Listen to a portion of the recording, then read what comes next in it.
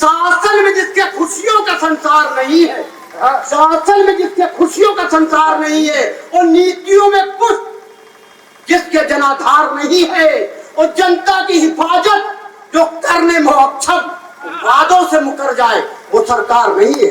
वादों से क्या कुछ पत्रकार साथी। तो धन्यवाद। और मित्रों, अब हम आज के इस काव्यमाला के उस सुमेरु को स्पर्श करना चाहते हैं जिनकी गरिमामय अध्यक्षता में ये कवि सम्मेलन इतनी ऊंचाइयों तक पहुंचा।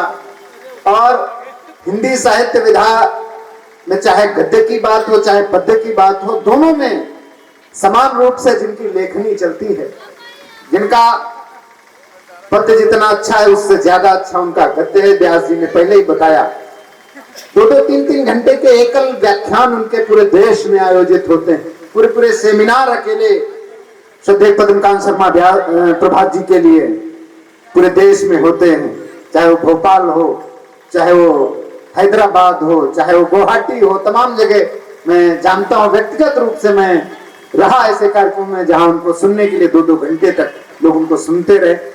कोई एक विषय, कोई भी विषय दे दीजिए, श्रद्धेय पद्मकांत शर्मा प्रभात जी को बताना पड़ता है कि इस पर आपको 1 घंटा बोलना है कि 2 घंटा बोलना, वरना वो बोलते ही चले जाते हैं। कोई भी सब्जेक्ट दे दीजिए। तो ऐसा अद्भुत ज्ञान, ऐसी अद्भुत प्रतिभा, और उसके साथ साथ इतनी सरलता कि सबको पूरे मन से सुना। मैं देख रहा हूँ जिसने कविता पढ़ी इस मंच से, सबको उन्होंने उठ करके अपना आशीर्वाद, अपना स्नेह सब पे समान रूप से लुटाया। मैं चाहता हूँ आपकी जोरदार तालियां श्रद्धेय पद्मकांत शर्मा प्रभात जी के लिए उठे। प्रभात जी आए। मित्रों, ये जो पावन परिसर है, उस पवित्र महादेव भगवान के चरणों में अपना प्रणाम निवेदित करता हूं। और जो कुछ भी सावरा जी ने कहा है, वो ऐसा कुछ करने वाला मैं नहीं हूं। मुझे मालूम है, क्योंकि व्यास जी की उस अमर रचना के बाद जो अमर सपूत के लिए उन्होंने कही, उसके बाद कुछ कहने को बचता नहीं। और मेरा काम हर एक के बारे में, और उनकी निगाह इतनी पहली थी कि मधुर जी का आपको मधुर तान आपको सुनने को नहीं मिली, इसलिए उनको यह भी ध्यान था, तो वो मेरा काम भी कर गए। सबने इधर से इधर तक सबने अद्वितीय और अद्भुत काव्य पाठ किया। और मैं अगर यहाँ नहीं आता तो मैं एक ऐसे अच्छे श्रोताओं के दर्शन लाभ से और उनसे मेल मुलाकात और साक्षात्कार से वंचित रहता।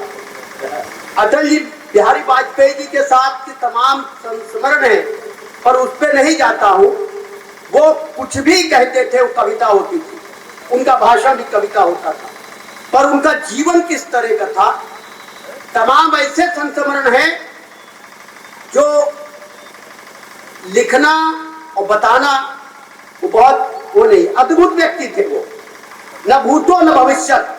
हमने जब उनसे पूछा कि आपकी सफलता का राज क्या है, ऊपर उठने का, इतना नाम होने का, आपके राजनेता का है कि आपके साहित्यकार और कवि का है, तो कहीं सही बताऊं?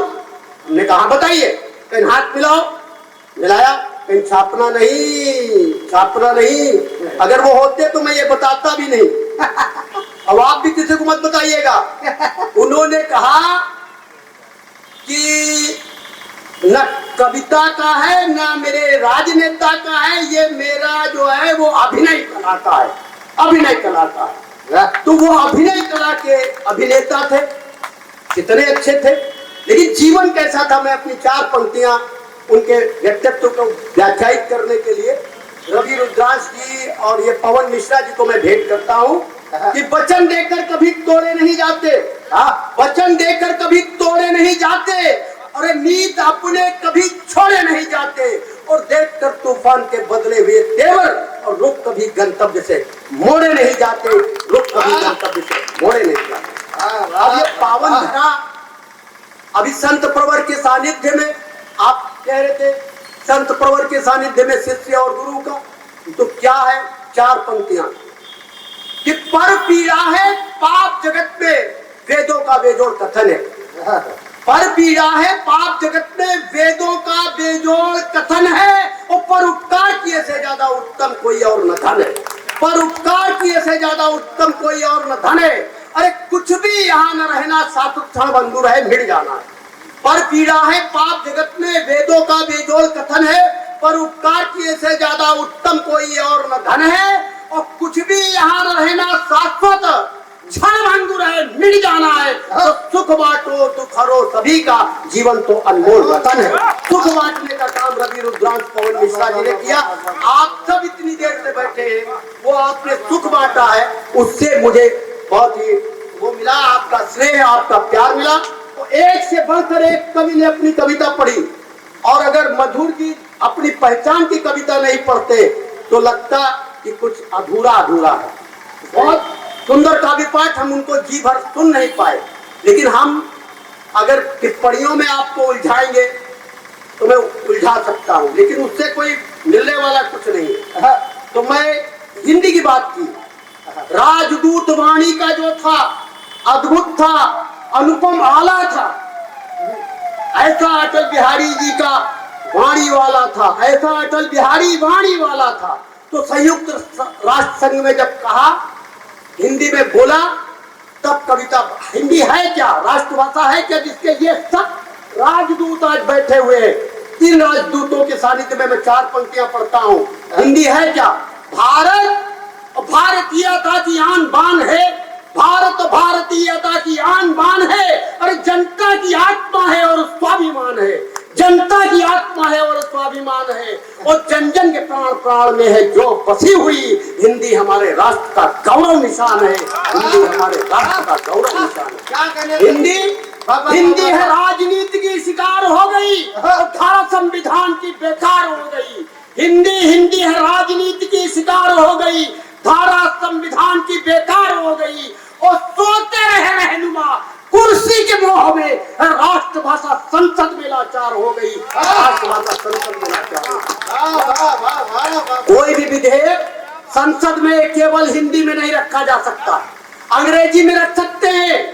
हिंदी में रखते हैं तो उसका हिंदी अंग्रेजी अनुवाद रखना पड़ेगा, क्योंकि हमको ब्रिटिश की गुलामी के कुछ उपनिवेश के भी यही कहीं सांप रहता था जो चला गया है, लेकिन जगह जगह अपनी केचुले छोड़ गया है। हमें इन सांप से अधिक इन केचुलों से भय लगता है। तो ये जो अंग्रेजी नाम की केचुल है उसको उतार के फेंकना पड़ेगा, और थनिया या बबूल की कांटों पर उसको फेंकना पड़ेगा।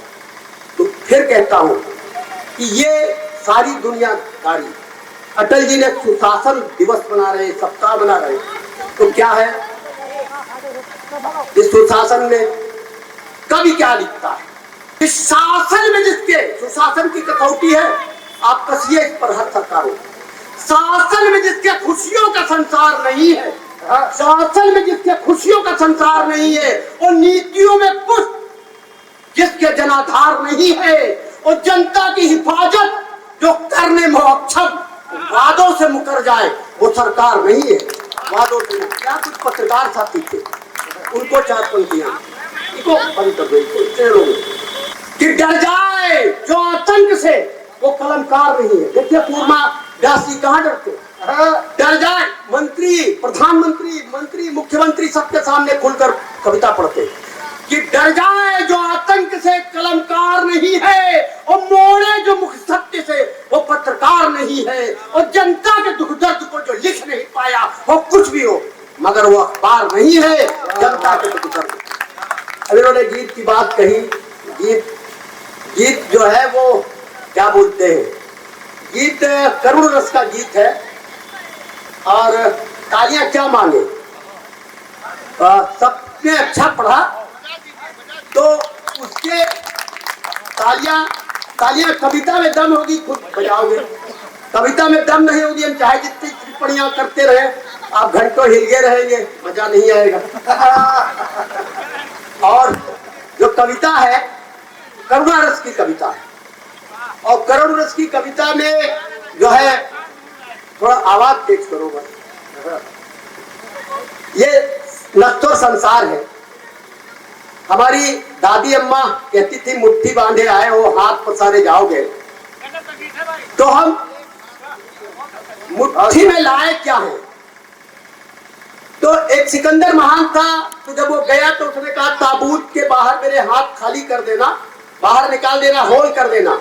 ये कफन शब्द जो है वो वही सिकंदर के देश का है, कैफीन, वो जिसमें ताबूत होता है, जिसमें मुर्दा लिटाया जाता है, उसको कैफीन बोलते हैं, उससे ये कफन शब्द बना है। तो वो बाहर गया, क्यों कि देख लो खाली हाथ जा रहा है। गोपाल दास नीरज हुए मधुर जी, युग के गीतकार। गोपाल दास नीरज ने कविता लिखी कि आदमी को आदमी बनाने के लिए जिंदगी में प्यार की कहानी चाहिए। अभी व्यास जी आपको कह रहे थे, जिंदगी में प्यार की कहानी चाहिए, और प्यार की कहानी लिखने के लिए स्याही नहीं, आंखों वाला पानी चाहिए। अब आंखों में पानी होगा तो जवानी का मजा मालूम होगा। लेकिन नीरज जी यही नहीं रुके, गीत जहां नीरज जी छोड़ते हैं वहीं से मेरा गीत शुरू होता है कि हम मुट्ठी में लाए क्या है। नीरज जी लिखते हैं, और आखिरी सफर के इंतजाम के लिए कफन में भी जेब एक लगानी चाहिए। तो जो लोग कफन में जेब लगाने के लिए भ्रष्टाचार कर रहे हैं, उनके श्री चरणों में मेरी कविता है, जीवन का यथार्थ है। आप कोई रिएक्शन नहीं करेंगे, ये करुण रस का अस्थाई भाव है, कोई दिक्कत नहीं, बस कविता करिए, एकाग्रता आप रखिए। बस जितने लोग हैं ये सब क्या बोलते हैं, क्रीम मक्खन बचे हैं, आप सबके चरणों में प्रणाम करता हूँ। ये सिद्धौर की धरती जो व्यास जी ने कहा वो आपने चरितार्थ किया है। अब मैं देखता हूँ मैं राष्ट्रीय और अंतर्राष्ट्रीय बन पाता हूँ कि नहीं। रवि रुद्रांश का आभार कि उन्होंने बुलाया, पवन मिश्रा जी ने बुलाया, इनका आभार। सुनिए, सुनो रवि भैया क्या कहते हैं, और आखिरी सफर के इंतजाम के लिए कफन में भी जेब एक लगानी चाहिए। तो जो कफन में जेब लगाने को उद्यत है वो क्या कहते हैं, लाए क्या है कि एक हाथ खुशी और एक हाथ गम, एक हाथ खुशी और एक हाथ गम, ऊपर से दोनों साथ साथ लाए हम। एक हाथ खुशी और एक हाथ गम, ऊपर से दोनों साथ साथ लाए हम। कभी कभी सपने में मिलता खजाना, यहाँ का श्रोता किसी खजाने से कम नहीं। कभी कभी सपने में मिलता खजाना, कभी कभी पाते ही पड़ता लुटाना, कभी कभी पाते ही पड़ता लुटाना, कभी कभी सपने में मिलता खजाना, कभी कभी पाते ही पड़ता गंवाना। बेमन लुटाना मन से, कभी कभी पाते ही पड़ता गंवाना, कभी कभी हम पे ही हंसता जमाना। कवियों पर हंसते लोग ताली के भूखे, कभी कभी हम पे ही हंसता जमाना, कभी तो जमाने पे हंसते हम। एक हाथ खुशी और एक हाथ गम, ऊपर से दोनों साथ साथ लाए हम। कभी कभी खुशियों की जुटती बारातें, कभी कभी खुशियों की जुटती जमातें, कभी कभी रोते रोते कट जाती रातें, तो सपने में आके कोयल का अंडा खा गए थे। तो वो पूछ रही थी हमसे अच्छा कैसे गाते दादा, ये अंकिता पूछ रही थी हमसे अच्छा सावरा क्यों कैसे गाते हैं। हम कह इनके यहाँ कोयल पली है, उसका अंडा धोखे खा गए। तो कभी कभी कभी कभी खुशियों की जुटती जमाते, कभी कभी रोते रोते कट जाती रातें, और सपने में आते जगते ही भाग जाते।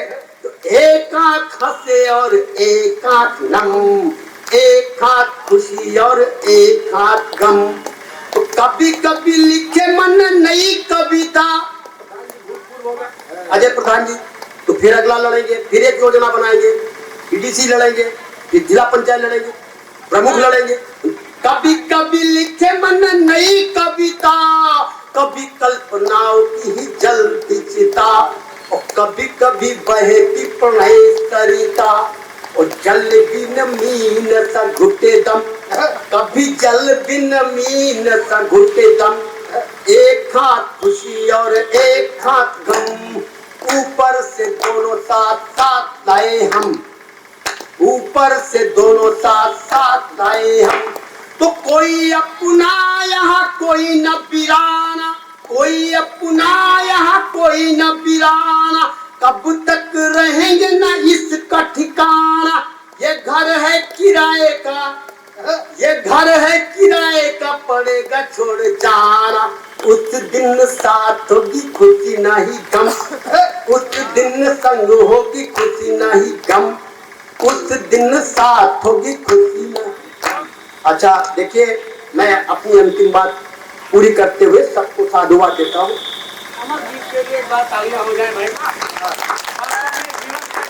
देखिए, व्यास जी ने जो कविता लिखी है वो कभी मरने वाली नहीं है, क्योंकि जब जब इस देश का नाम लिया जाएगा तो चंद्रशेखर आजाद को याद किया जाएगा। बिल्कुल। और जब जब चंद्रशेखर आजाद को याद किया जाएगा तब तक शिव कुमार व्यास की रचना याद करेंगे। सभी ने अटल बिहारी वाजपेयी के उस अर्धाली को, उस गद्य को, पद्य को समझाया, लेकिन स्वामी रामकृष्ण तीर्थ ने एक बात कही थी, उसको अटल जी ने अपने शब्दों में कहा।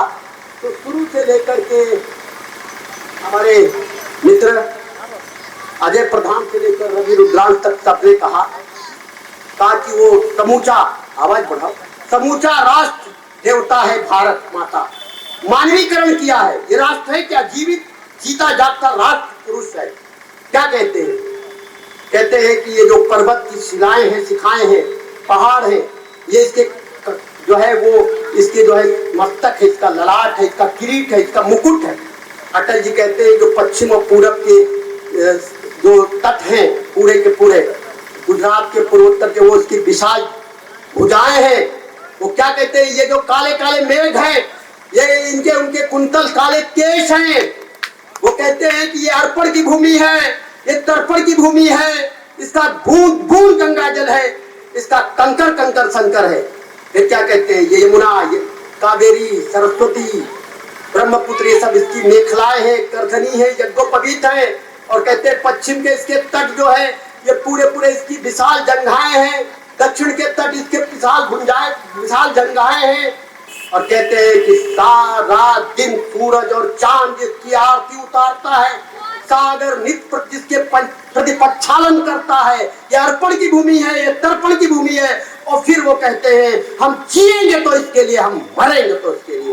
फिर वो लाइन आती है कि हमारी अगर गंगा में प्रवाहित की हुई उन अस्थियों से कोई पूछेगा तो भारत माता की जय। एक बार बोलिए, भारत माता की वंदे वंदे वंदे। बहुत बहुत धन्यवाद, बहुत बहुत धन्यवाद।